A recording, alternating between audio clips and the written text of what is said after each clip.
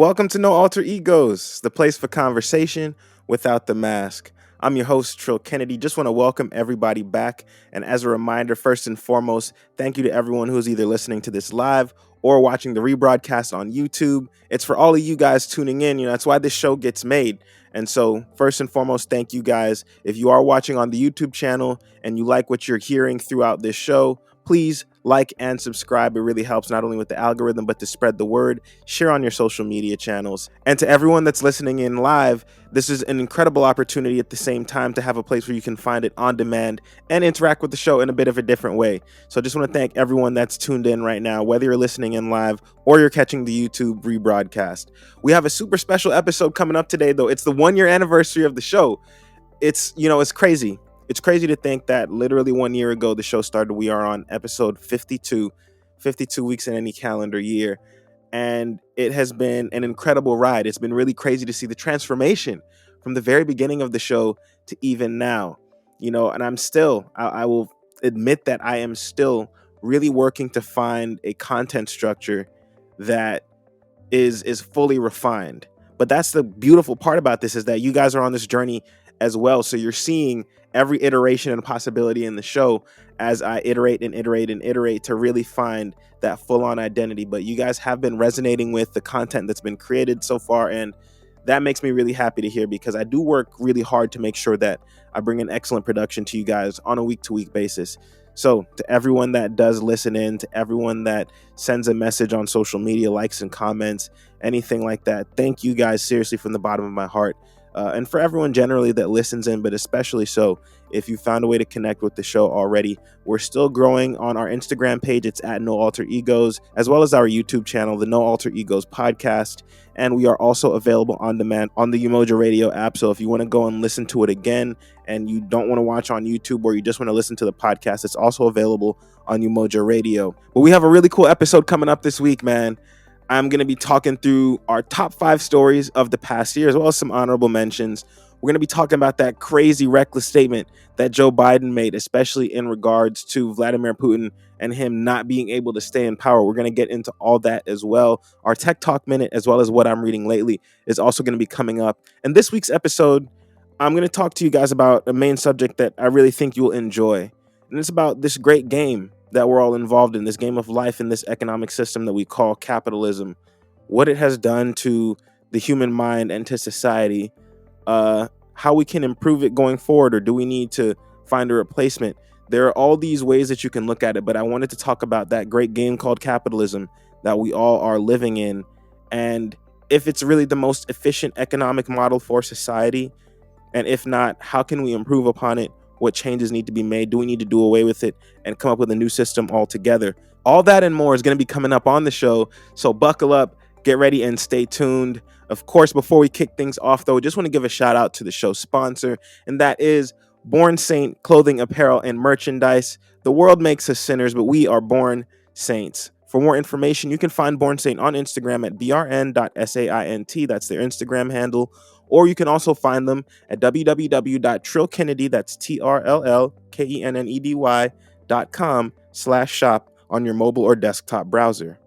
So before we get the show started today, there's something that happened this past week that I wanted to speak about today, but I also wanted to give it some time to breathe, just because of the relative newness and freshness of it all. I'm sure that by this point, a lot of you have already seen that awful video of that young kid from Missouri, Tyre Sampson, falling from the free fall ride at Icon Park in Orlando, Florida.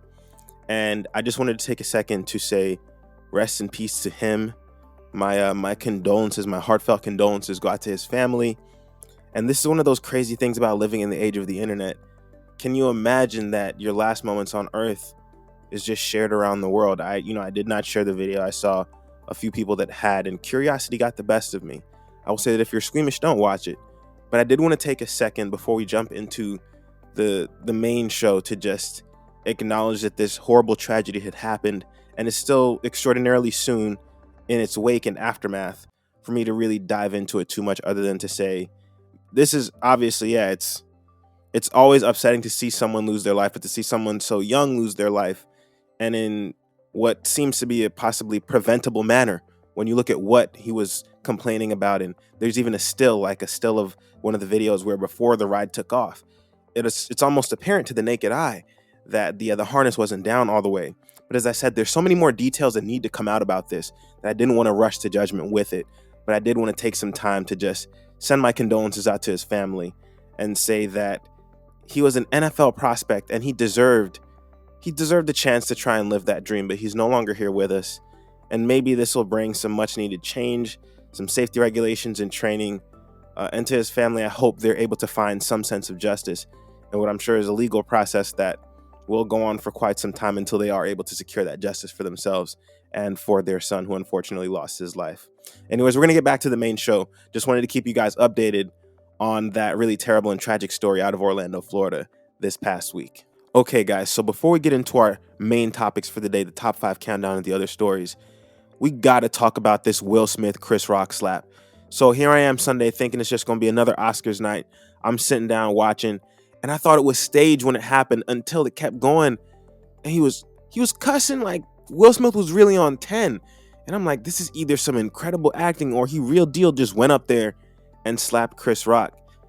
And I gotta be honest, then I thought back at some of the jokes that had been made. I still didn't expect this to happen. And it's not the greatest look. Will, he had to go and apologize after the fact because he knew it was a terrible look. You can't let something get you that upset. And it made his first Oscar win so bittersweet. But yeah, man, that was an absolutely crazy, crazy, crazy moment at this year's Oscars. And of course, Will won his first Oscar for his performance in King Richard, won the Best Actor Oscar. And the whole moment was just tarnished by that incident prior. So yeah, I hope privately they're able to work it out. But one of the craziest moments I can remember from the Oscars recently, like, period. Let me know what you guys think. And of course, let's get to our anniversary show and this countdown of the top 5 stories from this past year. Let's get the show started, man. I don't know about you guys, but this was an especially crazy year of news. And it's been a really crazy few years if you think about it. We are 2 years now, 2 years and change into this pandemic. In fact, almost 2 years to the day.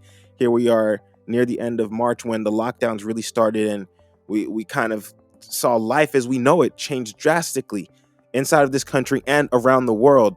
And here we are just around 2 years later, really still dealing with the consequences and the fallout of the actions or the missed actions of world governments, and really adjusting to a new normal in life, man. That's the craziest thing to think about.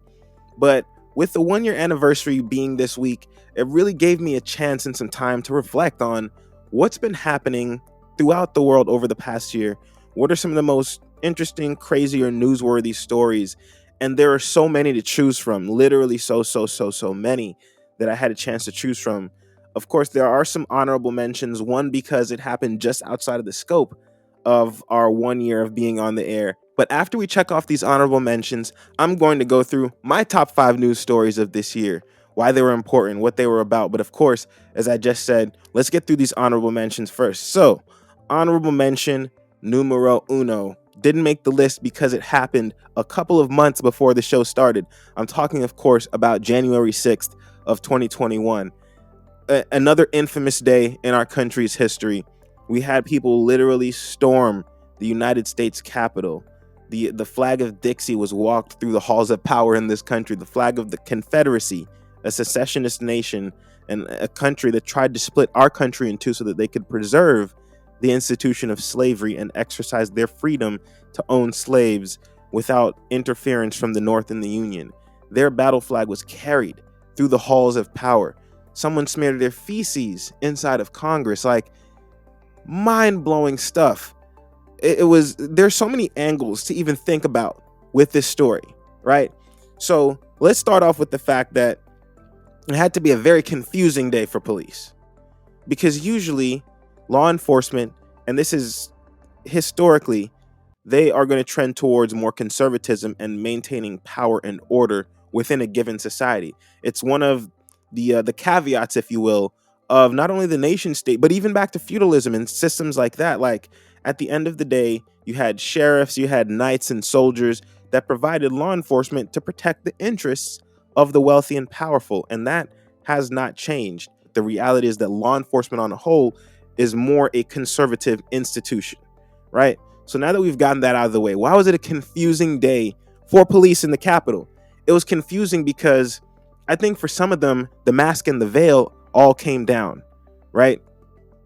They were so caught up in this bubble world they had created for themselves that the enemy is these liberal Democrats, and they're the ones that are fostering trouble and causing people to harbor resentment, putting out false narratives with the police killings and causing these riots. Like, there's all these things that law enforcement officers, I'm sure it's been drilled into them between water cooler talk, or if they go home and watch like a Fox News or a One American News Network. Like, there are all these things that affect cop culture.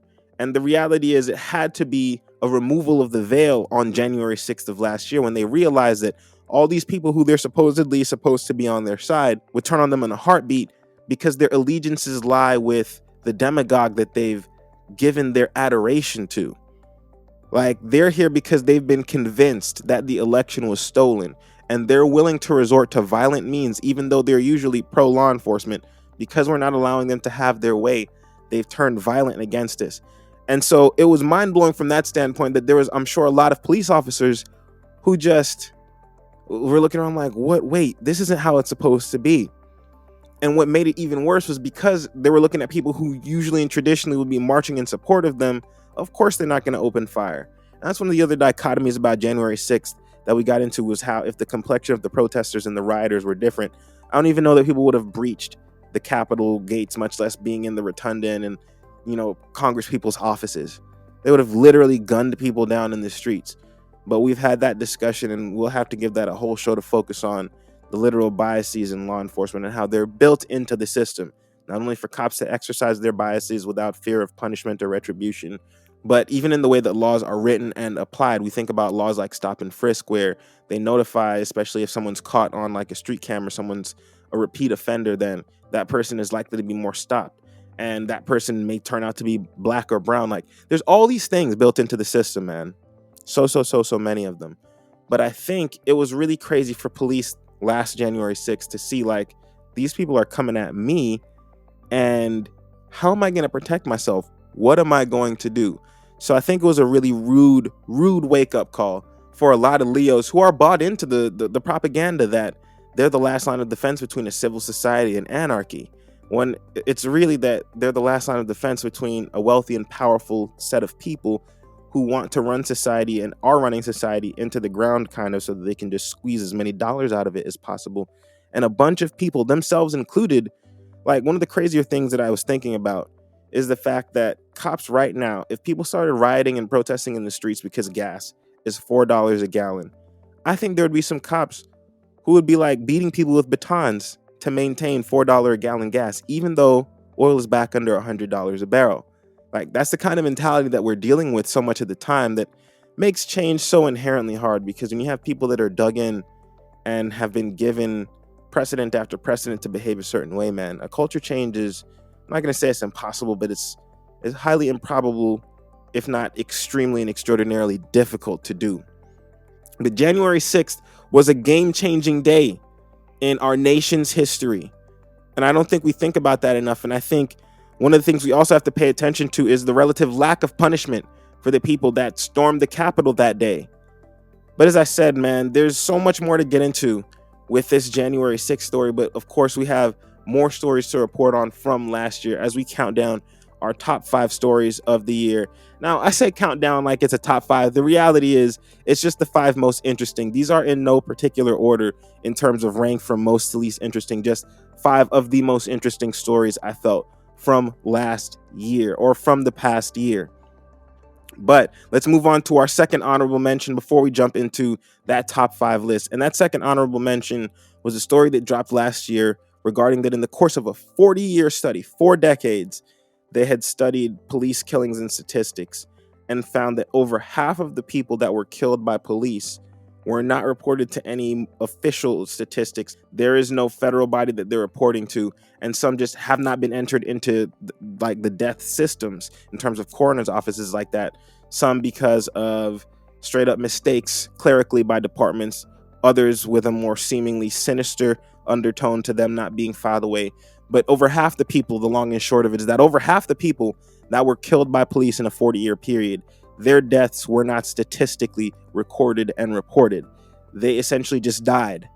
And it blew my mind when I learned this. Like, out of 30,000 people that they studied, right around 17,000 of them did not have their deaths properly reported and recorded as a statistic.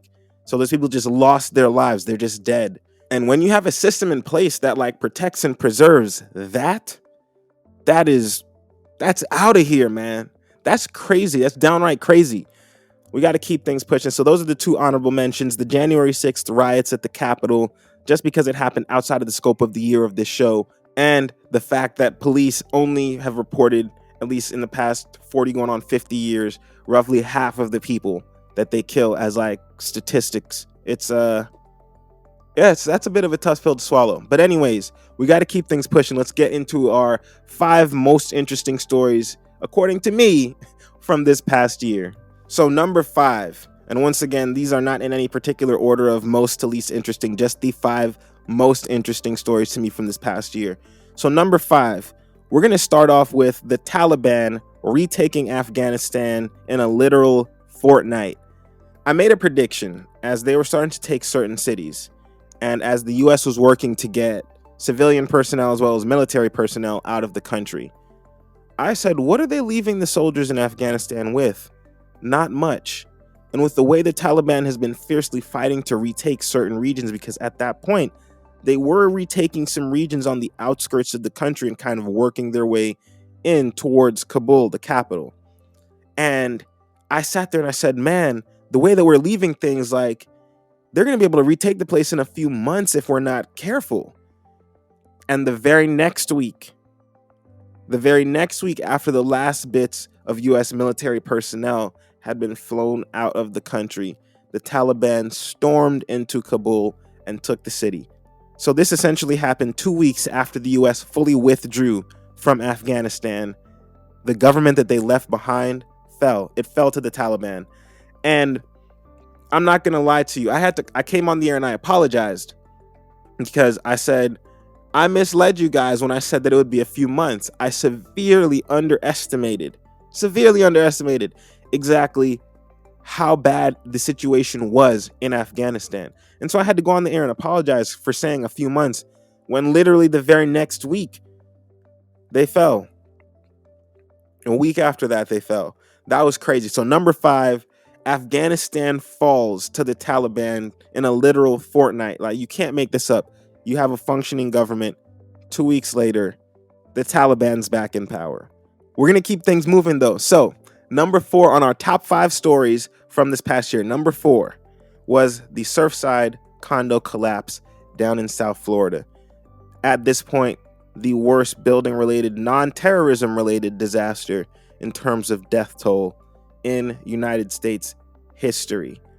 It was heartbreaking from the start. Apparently, there were some renovations going on at these condos, the Surfside condos, and there was some erosion taking place, maybe by the pool area and a parking garage. At any rate, there was a failure in the building structure, and it collapsed one night. I believe it was around 1 o'clock in the morning, with a bunch of residents still inside. Over 100 people died as a result of this building collapse. So that was our number 4 story from the past year. The condo collapsed back in June of last year, where well over 100 people lost their lives due to the failure of the structures at the Surfside condos. We're going to move on to our number 3 story of the day, though. And that story is the Astroworld Tragedy. Still, or to this point, one of the worst concert disasters in American history. An artist that I'm a huge fan of, admittedly. I have no qualms in saying that. I think he's made incredible music. I also, unfortunately, think that some of the ways that he's carried out concerts in the past, it's not to say that he would encourage this kind of thing, because he's not a madman. I can't see that being the case. But there have been people that passed out. I know better than if Travis Scott's coming into town to go down to the floor level unless I'm trying to be in a crush of people. And that's unfortunately what took place at Astroworld this past year, as there was a panic that kind of ensued in the crowd, and in the surge and in the wave of people, close to 10 people lost their lives that night, unfortunately, ending up being suffocated inside of that crowd and the crowd swell. There is still well over $1 billion of litigation going on right now in regards to this. And it's a tough and really crazy situation. It really is an insane situation, both legally and just from a human standpoint. What happened that night at Astroworld, I'm not going to sit here and speculate and say that it was completely preventable, because I don't know that. But what I do know is that concerts, man, there's a reason why they have so much staff and personnel. There's a reason why it's not easy or cheap to put on something like a music festival, because when you're expecting that many people inside of an environment like that, you have to have the highest safety protocols, standards, and procedures in place, so that if someone has a medical emergency, they're not just being carried out like they're crowd surfing, but they're given active attention. There were ambulances in the crowd, man. And so that was one of the more heartbreaking nights of the year last year, was just seeing that these people that went to what was supposed to be a joyful event for them ended up losing their lives. Yeah, man, it's really unfortunate what took place at Astroworld this past year. Prayers still, as always, for those victims who lost their lives. And of course to Travis, we saw that he was back in the studio this past week. That's an encouraging sign. He also had Project Heal. He's really trying to make amends in the community, and I'll give him credit for reaching out and making those efforts. There's still a long way to go, and I'm sure that for all the families involved, there's probably going to need to be more than that to restore some sense of justice for the loss that I'm sure that they're still experiencing on a day-to-day basis. But that's our number 3 story from this past year. We're going to move on to our number 2 story from this past year, though. And that story was the Pandora Papers. So I don't know how many of you are familiar with the Panama Papers, but the Panama Papers came out around 2015 and essentially said all the rich people in the world are hoarding all the money. They're taking it out, whether it's through special tax breaks, special things they get to charge when they own large private or are the majority or even just large stakeholders in large public corporations. Like, rich people around the world, both the criminals and those that we see on the up and up, they're using these law firms to hide all of their money. They're shifting the tax burden onto the masses, but even not just the tax burden, the literal amount of money in society, well over $20 trillion was being hidden offshore. That's what the Panama Papers said. And nothing changed. Nothing happened, with the exception that the reporter that broke the Panama Papers story, she was blown up in her car. And that was kind of the end of that. It was a really unfortunate thing that took place, but the story died down up until last year when the Pandora Papers came out. And the Pandora Papers essentially put everybody on notice that, hey, not only have they not stopped, not only has there not been any regulation, but as bad as we said it was the last time, it's actually much, much, much worse. That was, and you know what? I'm bringing it up now. I don't know how many people they're gonna get up in arms about it, because at the end of the day, once again, that's one of those things, and I'm going to talk about it in our main story today, is the structure of this game we play. Why it's so hard to make change, even when we recognize like blatant injustice, when we can see something bald and on his face, it's like, that is unfair. It's still extraordinarily difficult to make any kind of systemic changes. And I'm going to break down why when we get to our main story of the day today. But yeah, man, the Pandora Papers were an extension and an expounding of the Panama Papers, showing in even more detail the legal structure behind how money is hid, what people are doing to hide their money, and the fact that not only are the legal bits a bit shady, but there are some people, a lot of people even, who are using extra legal or illegal means and manners to hide or launder their money. And some of the biggest banks in the world are participating in this scheme to take money and extract it from society. Of course, for their role, they make their fees. That was the number 2 story from this past year. And I gotta say, I'm still shocked and surprised that there wasn't even greater reaction. But I think the Panama Papers kind of set the stage for the Pandora Papers to not land as heavily, which is that we found out before what was going on, and then nothing changed except that the reporter got killed. It's a reminder to people like, yeah, what are you gonna do about it? Now, personally, I think there's strength in numbers, but I also understand that people are first and foremost always looking out for themselves. So let's get to our number 1 story of this past year. And that story, of course, is the several lawsuits. And once again, this is not in any ranking of these are the most important stories. I just want to make that clear, because while this is not maybe the most important thing, it is number 5 or number 1, however you want to put it, on our list of the top 5 stories of this past year. And it's that the facade of the NFL is crumbling down under several different lawsuits that organization is facing right now. So it started off with John Gruden and some leaked emails that were a result of the investigation into the Washington football team and the culture there that had fostered some behaviors as grotesque as sexual harassment being a regular thing. And so in the midst of this investigation, there was a treasure trove of emails that were apparently being sent between high-level people inside the league. And it was John Gruden's emails that came under some particular scrutiny for having, let's say, some colorful and really bigoted language spread throughout it. These emails essentially outed John Gruden as a scumbag, as a bigoted scumbag. There are a few in the NFL from this past year, right? So there was Urban Meyer, former head coach of the Jaguars, that was outed to the world as just a categorically bad person. But then you also had a John Gruden, who seemed to be a bad person in a sea of bad people, who was singled out. This is a part of what his lawsuit is alleging as well, that the timing of the announcement of the findings to how everything went down, he essentially said it was a character assassination plot. And the reality is he's just the only one that got singled out. Now, what I'm curious to see is if there are more emails that get leaked, if there are more high name and high profile people. I guarantee you there are some people in the NFL who have been quaking in their boots since John Gruden got fired because they're worried about the communications that they've made regarding other people in society. And if that wasn't bad enough, because we've known what the NFL culture is, right? It was shown when Colin Kaepernick peacefully was taking a knee to protest police brutality, and the way that the NFL's core fan base raged up against that, the way the NFL fostered a misinformation campaign to switch the narrative over from its original intent to somehow a smear against the military. It was really carefully done and orchestrated, so much so to the point where Colin Kaepernick is still holding out hope, but the reality is the NFL knows they can just time him out. They can wait another 10 years from now and then say that he's too old excuse, which they're already currently using.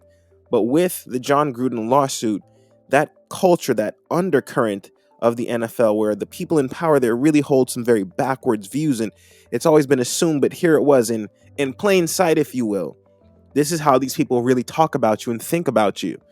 And so it was an incredible moment in that regard because it peeled back the mask that gets worn so much by the NFL, where it puts itself out there as this forward-thinking organization, but no one believes that. No one with any common sense believes that they can put out all the initiatives they want. The fact of the matter is they're still supporting a ton of other less than questionable in terms of moral integrity initiatives that are out there. And so with that, there was this huge domino, this kind of, okay, wow, John Gruden's gone. What's next?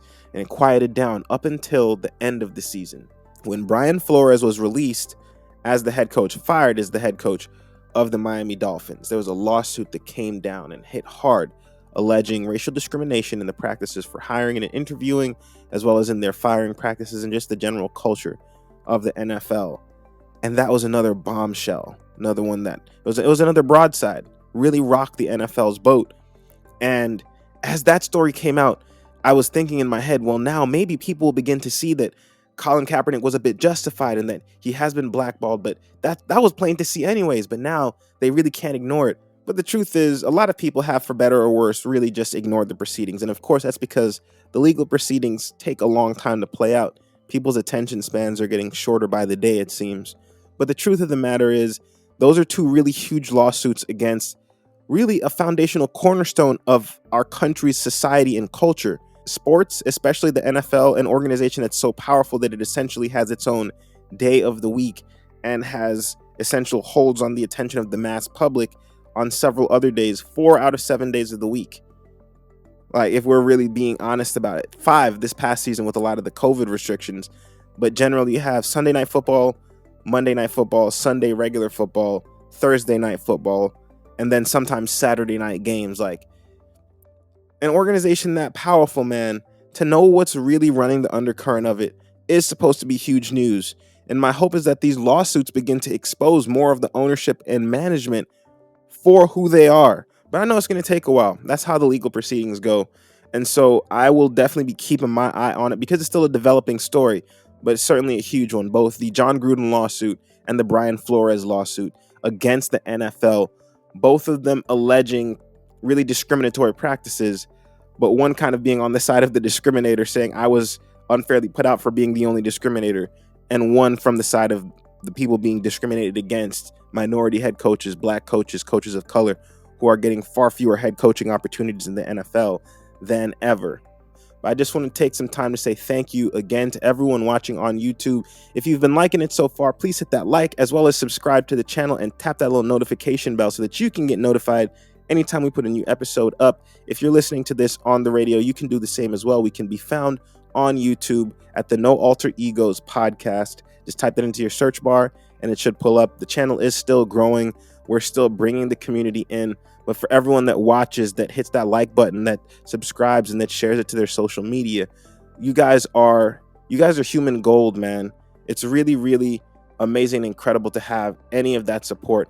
And so whenever anyone does engage in it, I appreciate you. And to the ones that have been doing it, I appreciate you guys more than I can even put into words right now. But we're going to get back to the show because we have a few topics to get into from this past week. Just some quick news headlines, though. Coach Penny Hardaway is under investigation by the NCAA for apparent violations at Memphis. It's still a relatively new story as the details come out. This is, of course, as March Madness is going on. But as more details come out, I'll try and fill you guys more than likely next week or maybe a couple weeks from now as the story unfolds and more about these allegations of NCAA rules violations begin to come out about Coach Hardaway and the University of Memphis. In climate change news, the Conger Ice Shelf in Antarctica, it's in East Antarctica, which is known traditionally to be one of the coldest regions on planet Earth. Antarctica itself, clearly one of the coldest, the South Pole, one of the coldest places on our planet. And to think that there is an ice shelf that was roughly the size of New York City that just broke off this past week because temperatures have been almost unreasonably high. But that's where we are in the climate change game. Scientists were not expecting that much of an ice shelf to break off, although they have been expecting it. Whereas temperatures are traditionally negative 60 degrees this time of year, it was registering around 10 degrees Fahrenheit or negative 12 degrees Celsius, which is far warmer than people are used to and expect for that region of the Antarctic for this time of the year. Now, to balance it out, the scientist that was there said, clearly we don't want it to happen, but even though it was the size of New York City, it's still relatively small in comparison to all of Antarctica. And so while it is going to influence the seas somewhat, it's not so crazy that we have to be in a huge panic about it. But it is still something of note to consider. The Conger Ice Shelf has now broken off. Something the size of New York City has now broken off, which, while in comparison to Antarctica may not be that huge, it's still just another small domino. And if we allow enough of these dominoes to fall, who's to say? Who's to say? But we can't pretend as though these things aren't happening and they're not happening with greater and greater rapidity with each passing year. And my goal is to keep you guys as updated and as aware as we can, because when we have politicians in office that aren't speaking about climate change and the urgency of taking care of this one planet that we know about in terms of being able to host us as life forms, like if we don't have politicians that are interested in doing that, then they've already revealed their hand. They've shown the side that they're on, and it's not the side of humanity. It's not the side of sanity. It is unreasonable at this point to try and ignore climate science. It is beyond delusional. It's willfully ignorant to an almost evil level to try and deny climate science at this point. Everyone has to share the planet. There's certain realities that we can't spin or propagandize our way out of. Certain things that we just have to really face the truth of it, face the music, and accept it for what it is. In another climate-related story, Exxon Mobil is now burning off excess natural gas, putting more greenhouse gases into the atmosphere so that they can mine Bitcoin.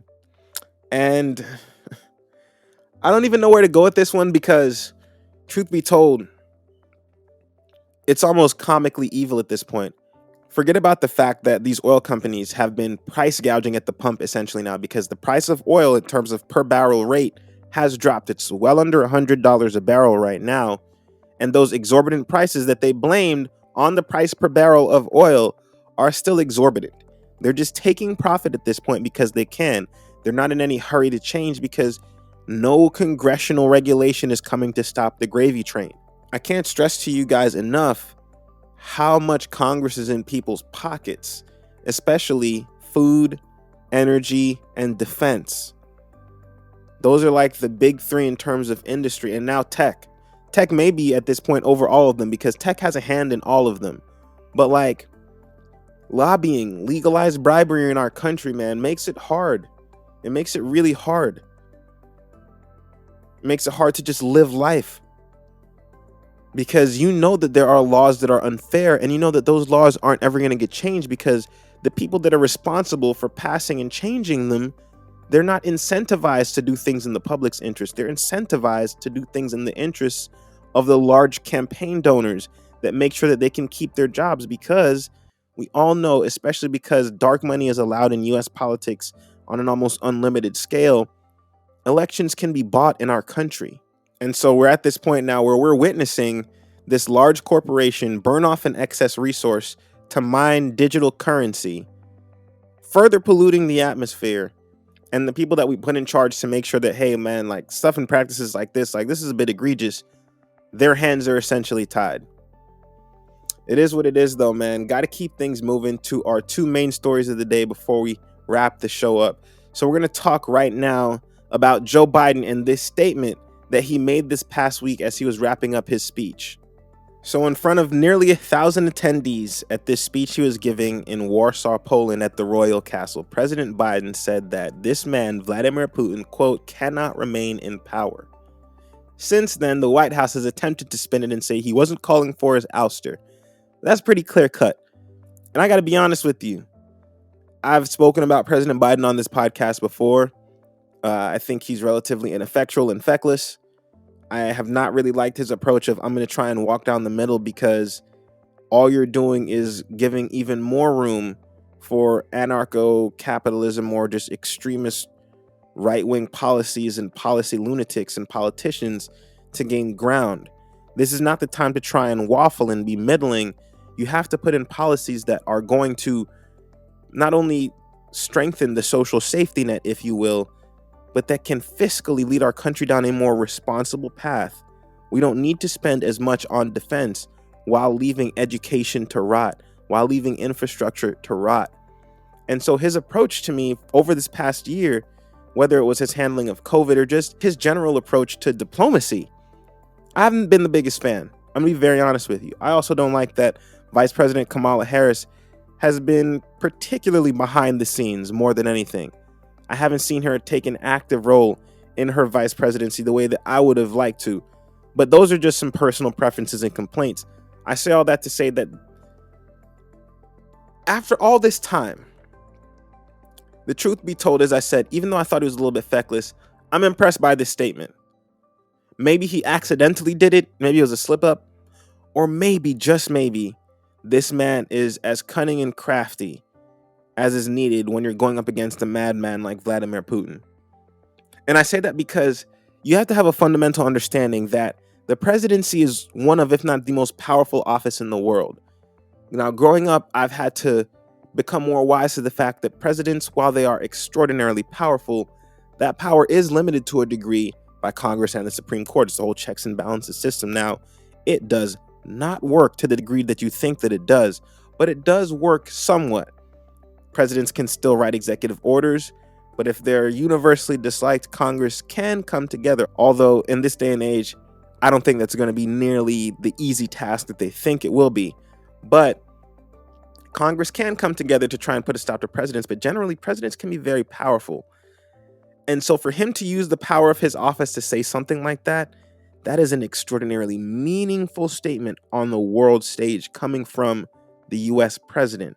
You have a president calling for another head of state's removal from office. And I know that US presidents have done this historically in the past, but I'm speaking about the enemy, if you will, that we're doing this to, because I don't really view Russian people as our enemies. I think both of our countries are run by like insanely sociopathic people. But at the end of the day, my beef's not really with them. It's the fact that y'all got a madman in there the same way we just had a madman in office, and we kind of have this weird man in office right now.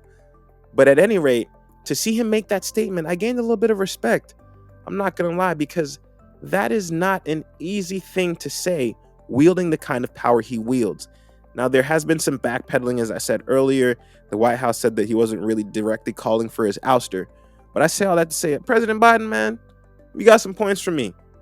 I got to give him some credit because he could. He could have just been absolutely bland right down the middle with this. But he made a powerful statement, and I think it came from his heart. And I, for one, can respect that. Speak from the heart. I'd rather you do it against someone extremely powerful, wasting their power, than sit there in your office and do nothing. We're going to move on, though, to our main topic of the day. And that topic is the great game, capitalism. I've spoken about it on this podcast before, but I felt especially moved to talk about it this week because I've come to realize how steeped in certain media and information we all are. How we are so bought into this system that if we're going to be honest, here's the dirty truth of capitalism, the dirtiest truth.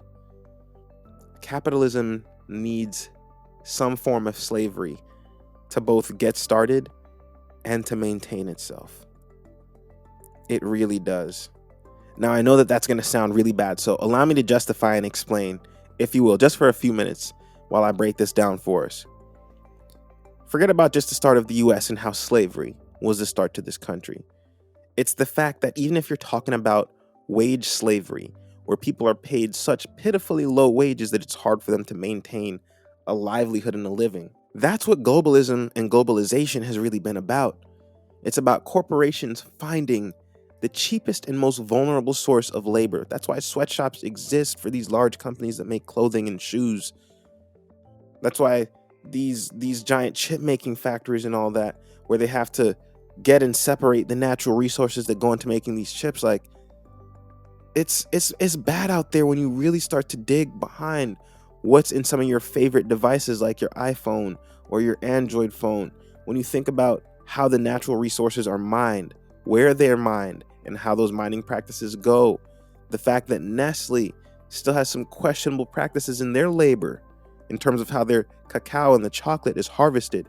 There's all these layers of corruption, and you begin to see the truth that at its basic level, in order to produce extraordinary levels of profit and profitability, someone has to get the short end of the stick. Because ideally, you'd have a corporation that's growing steadily. So when you think about capitalism from a fundamental level, you begin to realize that the slavery is built into it. Whether direct slavery as in unpaid labor, or wage slavery as in labor that's paid so far beneath the value of their actual labor that the levels of profit are kept high. And then we've built our economies around the profitability of these corporations.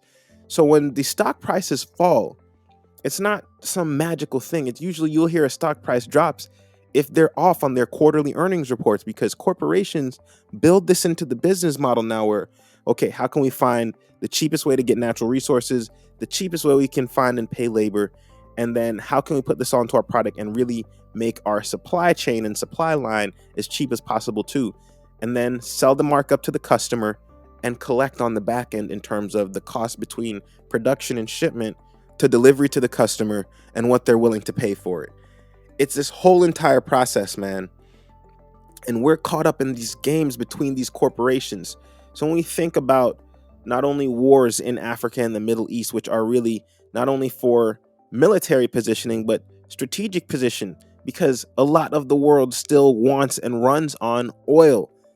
Like, this great game, this great system we have and that we've bought into that we call capitalism, it's really bled us, and it's bled us dry. And we're so caught up in the gravy train of it and thinking that we're going to be the next set of people to strike it rich, that we're not taking a look around us at the real suffering that takes place. I had a thought about the fact that we've had several iterations of human history, and throughout it, we still haven't managed to find an economic system that can really and truly take care of everyone and allow everyone to live their truest and freest lives.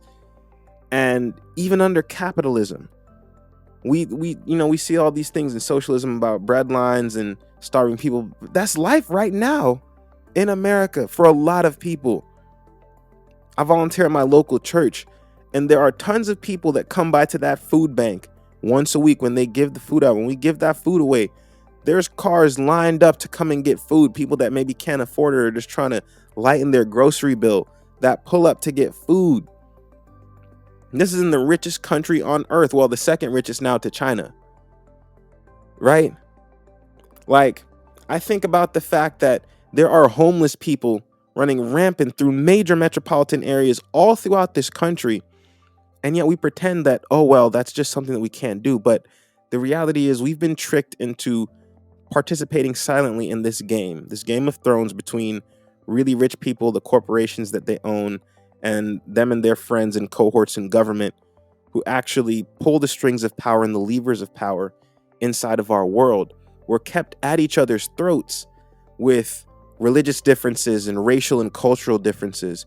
All the meanwhile, these people that, are supposed to be the leaders in our societies, yeah, they look different, even if it's mostly a hegemony of a certain type of person. And so they really are looking at the situation pragmatically in terms of like, yeah, we run the world. Like, why would we change things? And they see justification in the suffering of the masses because the masses inflict suffering on each other. We participate in that suffering. We participate in each other's oppression because we're sold cultural values at young ages that we're taught are bedrock foundations. And instead of coming together to work for collective best interests, we are told that living under this system that extracts as much value as it can, and that's built into the model, find a way to maximize profits. We worship that system and its values as the pinnacle of human achievement, when the truth is there are many ways that we can improve upon the economy or the economic structure of capitalism. The profit motive and incentive being the biggest motive of all, that can change. Literally, we have to make sure that corporations, especially as they're growing, that they keep a pledge or something in mind that they will also serve a social good. Right now, without that, they can operate as sociopaths in antisocial ways with little to no consequences that they ever truly face. Like, the truth of the matter is we don't have to be caught up in living like this amongst these companies. We don't have to give away so many of our freedoms. We're going to keep things moving to what I've been reading and our Tech Talk Minute before we jump into the final thought for today. So this week, I have been continuing to read American Demagogue, and it has been brilliantly insightful. Now, there's a part of me that feels as though it's covering more of the 18th and 19th centuries. However, it is giving an extraordinarily clear picture of how people use demagoguery and the literal pulpit to achieve levels of fame and wealth that were really astounding for their day, even while preaching out against the excesses of the rich. But they were for themselves gaining fame and notoriety by traveling around preaching these fire and brimstone sermons. Interestingly enough, there's something and a new insight that I'm gaining, especially into the Ivy League and how they are comprised. The Ivy Leagues essentially started off all as different theological seminaries, religious institutions founded by the Puritans in this country. Harvard in New England and Cambridge, Yale in New Haven in Connecticut, Princeton, which was the College of New Jersey, over in Princeton in New Jersey. Like, all of these colleges were founded really with religious ideals in mind and have become secular institutions. But it was so, in terms of the religious fervor, it was so strong in our country that back in 1742, Yale closed for 2 months because of religious differences brought on by the preachings of the Gilbert Tennants and George Whitfields and Jonathan Mayhews of the world, who were going out and speaking, the Jonathan Edwardses of the world even, who were going out and preaching these doctrines to try and revive the church, if you will. They were going against the Anglican church, the Presbyterian church, as well as the Catholic church. And it was really, really crazy to see and to know that a lot of these institutions that are the blue bloods of our country are steeped in religious history and are part of the religious foundations of this nation, even though they seem and act as these secular institutions these days. They're really rooted in Puritanism. And that was really interesting to learn about as I've been reading through the rest of this book. It also turned out that George Whitfield was a bit of a hypocrite, someone who went on to own a slave and seemed to be excited about the prospect of owning another human being that was ostensibly gifted to him.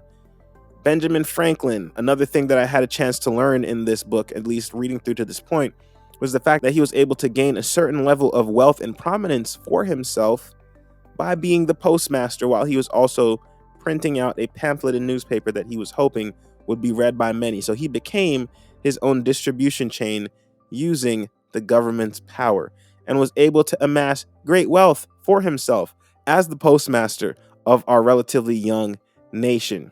And one of the final and most pressing thoughts that I have about what I've been reading or what I have read this past week is the fact that the prosperity gospel has been around since the 1700s at least. I'm sure it was before then as well.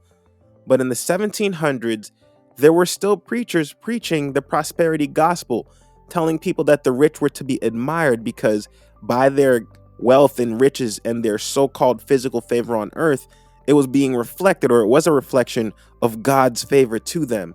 And so the prosperity gospel didn't start with the Joel Osteens and all these other megachurch pastors of the world. Even back in the 1700s, during these religious revivals, people were being sold this stuff. They were being sold the prosperity gospels. And that blew my mind as I was reading to know, in addition to some other things, that this is nothing new, that preachers have been preaching this, you're going to be rich one day too, to people since the very foundations of this country. We're going to move on really quickly right now, though, to our Tech Talk Minute before we jump into our final thought. And for our Tech Talk Minute this week, I actually want to talk about TikTok's new music release platform, SoundOn. It's a game-changing step, I think, for a lot of independent artists, myself being one of them, where on TikTok especially, which has been this incredible platform for not only releasing music, but for gaining an audience for that music, they're putting their hands out now, and they're saying that as a user, if you're an artist, you can have your artistic works now credited and verified to your profile without having to go through what has traditionally been a historically long and tedious process. It's not easy to get your musical credits. Like, I have songs that are out that are being played on TikTok that I have yet to have been able to get credit for. And so I want to give a shout out to TikTok for their new platform. I still want you guys to make it easier, though, for artists to claim credit for their work on the platform. I know SoundOn is a step in that direction, but there are other songs that artists like myself have released that if we're not ultra famous, it's hard to gain that credit online, especially on a platform like TikTok. However, SoundOn is, I believe, a step in the right direction, especially for independent artists and creators to really take control of the music that you're putting out there to the world, control your narrative, and control the vibes that you put out there. So big shout out to TikTok for their new music launching platform, SoundOn. I think it's going to be a game changer for a ton of artists. We're going to move on to our final thought of the day, though. And that thought ties back in to what we were just talking about, the great game of capitalism. And the thought is this: no one understands the system that we live in. Find a way to use it to your advantage without preying on other people. And no one understands that the system doesn't fundamentally change until we all do. And so you don't have to put that immediate pressure on yourself to be this perfect person. Just act with integrity. Understand that there are rules out there that people have been bending for a while. And I'm not sitting here to tell you to bend or break the rules. But what I am sitting here to tell you is don't allow yourself to be one of the people in society that are being taken advantage of. Knowledge is power, but knowledge is powerless if it's not applied.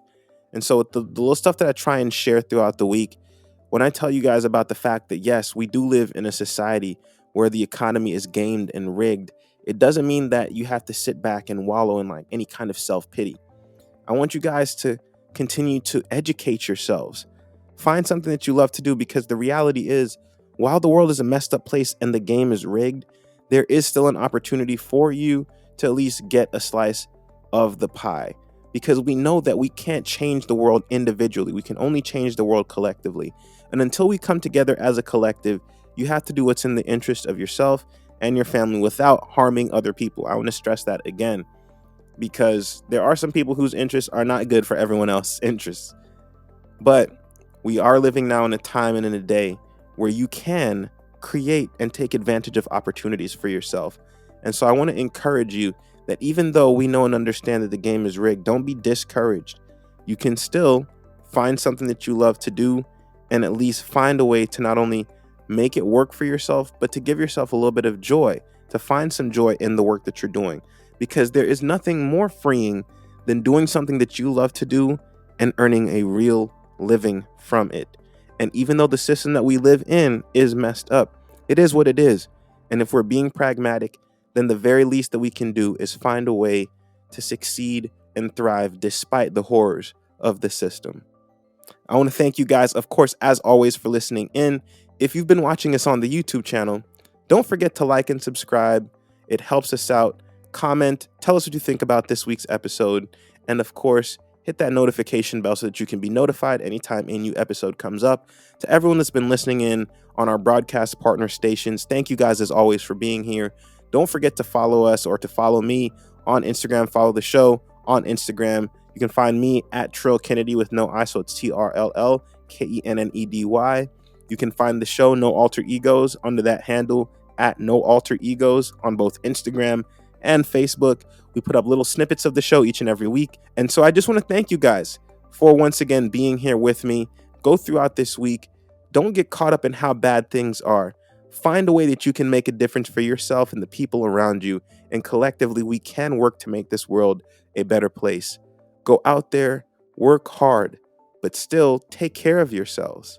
And as always, God bless. Looking in the mirror, I know I'm imperfect. Just like everybody else I know. Most times I wish the world looked beneath the surface, but I guess that's how life goes. Had to learn to love myself this time around. Pop a bottle and then take a sip just because. Book a flight and then take a trip just because. Love myself just because.